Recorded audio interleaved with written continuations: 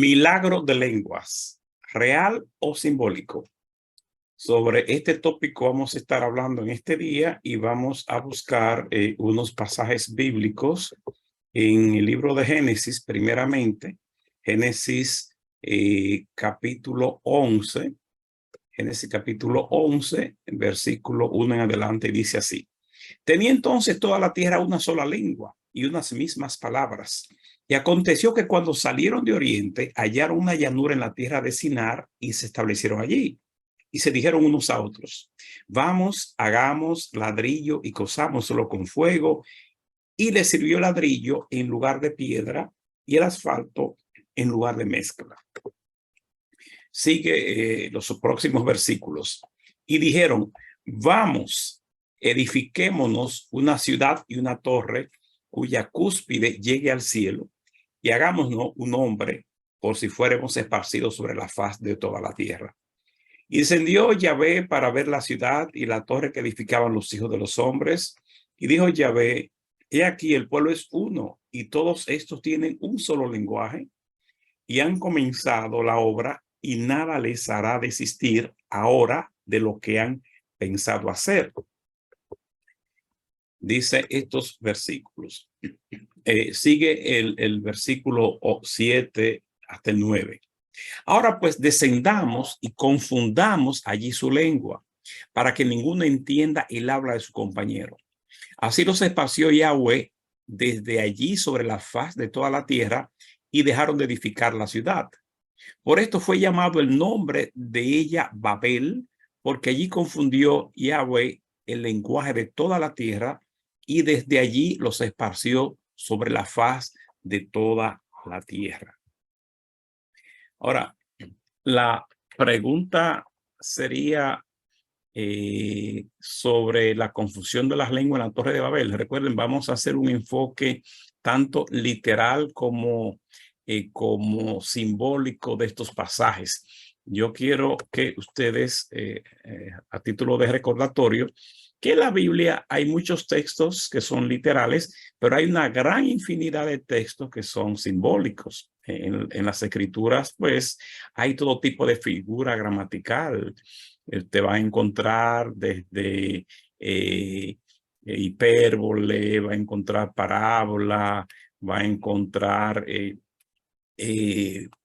hasta novela, incluso va a encontrar como género literario, símil, comparación, etcétera, etcétera, metáfora en gran cantidad, y van a encontrar en muchas otras figuras más, como la que está en Jueces capítulo 9, versículo 8 en adelante, donde realmente es una historia donde los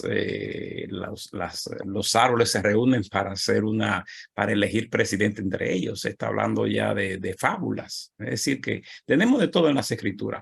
Pero nosotros vamos a ver si estos dos pasajes que vamos a comparar en este día, el pasaje de la confusión de lenguas en la Torre de Babel y la de hablar las lenguas en Hechos 2, si son figuras literarias o si son realmente literales.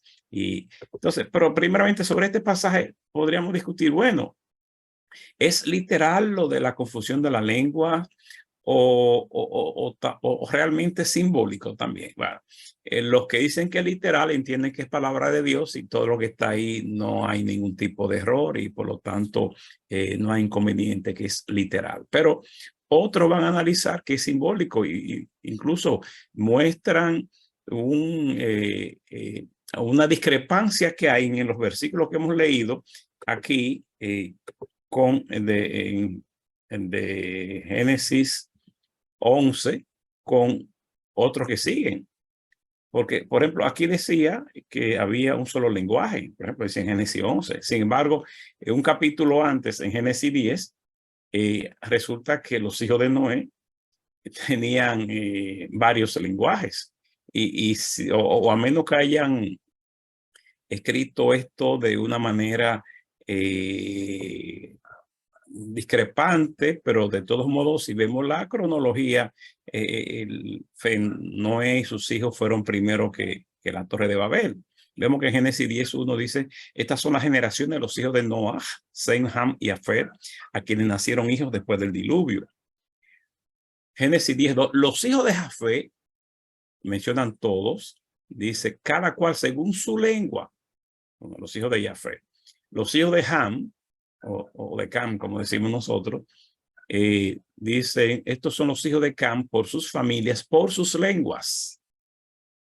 Y los hijos de Shem, estos fueron los hijos de Shem por sus familias, por sus lenguas. Es decir, que aquí vemos que en Génesis 11 nos dice primeramente de que había una sola lengua. Sin embargo, en Génesis 10 dice que habían los descendientes de Noah, tanto Ham y Jafet como Shem, tenían sus propias lenguas. Es decir, que hay una discrepancia aquí, por lo tanto, esto nos hace que los que analizan de que es simbólico, plantean de que al ser simbólico se ven estas contradicciones porque no son literales los pasajes. Ahora, en esencia, la construcción de la Torre de Babel representaba un intento de la humanidad por desafiar y rebelarse contra Dios, buscando establecer su propio dominio y prestigio en lugar de seguir la voluntad divina. Dios, al ver su arrogancia y desobediencia, decidió confundir sus lenguas y dispersarlo por toda la tierra, lo que llevó a la creación de diversas lenguas y culturas. Sería el análisis que estamos haciendo sobre este simbolismo. La historia de la Torre de Babel en la Biblia se interpreta a menudo como una lección sobre la humanidad, la obediencia a Dios y la importancia de reconocer la autoridad divina en lugar de tratar de igualarse o superarla.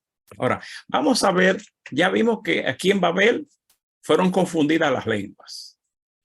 No se entendía a nadie. Dice el relato, real o simbólico, de que hablaban una sola lengua y que entonces son dispersos, empiezan a hablar diferentes tipos de lenguas porque ellos querían hacer un nombre, hacerse famoso y querían hacer esta torre. Y entonces, producto de esa altanería, de esa altivez, Dios entonces los separa al hacer varias lenguas. Ahora, ¿qué pasa en Hechos 2? En Hechos 2 nos dice así, del versículo 1 en adelante. Cuando llegó el día de Pentecostés, estaban todos unánimes juntos, y de repente vino del cielo un estruendo como de un viento recio que soplaba, el cual llenó toda la casa donde estaban sentados. Y se les aparecieron lenguas repartidas como de fuego, asentándose sobre cada uno de ellos. Y fueron todos llenos del Espíritu Santo y comenzaron a hablar en otras lenguas, según el Espíritu les daba que hablasen. Moraban entonces en Jerusalén judíos, varones piadosos de todas las naciones bajo del cielo. Y el hecho, este estruendo, se juntó a la multitud y estaban confusos porque cada uno les oía hablar en su propia lengua. Y estaban atónitos y maravillados diciendo, mirad, ¿no son galileos todos los que hablan? ¿Cómo pues les oímos nosotros hablar cada uno en nuestra lengua en la que hemos nacido? Partos, medos, elamitas y los que habitamos en Mesopotamia, en Judea, en Capadocia, en el Ponto, en el Asia, en Frigia, en Panfilia, en Egipto y en las regiones de África, más allá de Cirene, y romanos aquí residentes, tanto judíos como prosélitos, cretenses y árabes, les oímos hablar en nuestras lenguas las maravillas de Dios. Y estaban todos atónitos y perplejos, diciéndose unos a otros, ¿qué quiere decir esto? Mas otros burlándose decían, están llenos de mosto. Es decir, como conclusión, la relación entre la diversificación de las lenguas en la historia de la Torre de Babel en Génesis 11 y la unidad de las lenguas en Hechos 2 es un tema interesante en la teología y la interpretación bíblica. En las conclusiones, ¿qué ha pasado en estos dos aspectos? Torre de Babel, se hablan diferentes lenguas para confundirse.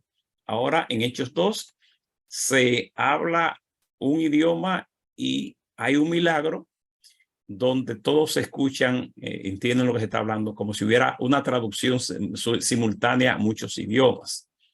La interpretación literal dice que fue así.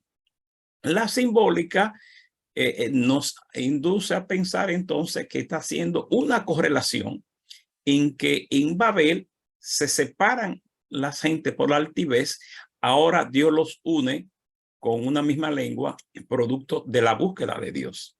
En esa diversificación de lenguas en la Torre de Babel, en la historia de la Torre de Babel, la humanidad se rebeló contra Dios al tratar de construir una torre que llegara hasta el cielo. Dios intervino confundiendo sus lenguas, lo que resultó en la dispersión de la gente a lo largo de la tierra. La diversificación de las lenguas fue una forma de castigo divino y condujo a la fragmentación y la separación de la humanidad en grupos que hablaban diferentes idiomas. Otra conclusión sería reversión del juicio. El evento de Hechos 2 es una especie de reversión simbólica del juicio en la Torre de Babel. Mientras que en Babel las lenguas dividieron a la humanidad, en Hechos 2 las lenguas permitieron la comunicación y la unidad en la diversidad. También redención y reconciliación. La diversificación de las lenguas en Babel representó la separación y la rebelión. En Hechos 2 actúa como un agente de redención y reconciliación al permitir que personas de diferentes lenguas entiendan el mensaje de salvación. En síntesis, hay autores que siguen planteando que lo de Babel fue literal y lo de Hechos 2 también.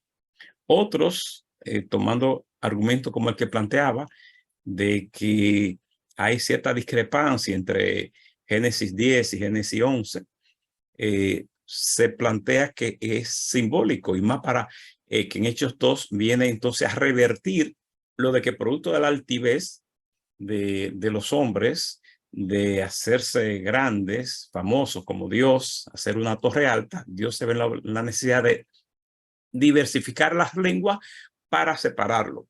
Pero entonces en Hechos 2, ahora producto de la búsqueda que están buscando la presencia del Espíritu de Dios, entonces Dios los une, revierte ese juicio de altivez que había en la separación, ahora uniéndolo de tal manera que aunque habían personas de 17 lugares diferentes, con dialectos y lenguas diferentes, aparece simbólicamente o literalmente, no vamos a discutir eso, el milagro de idiomas en que estos galileos hablando el arameo, el idioma galilaico, todas estas otras personas lo escuchaban como si fuera en su propio idioma.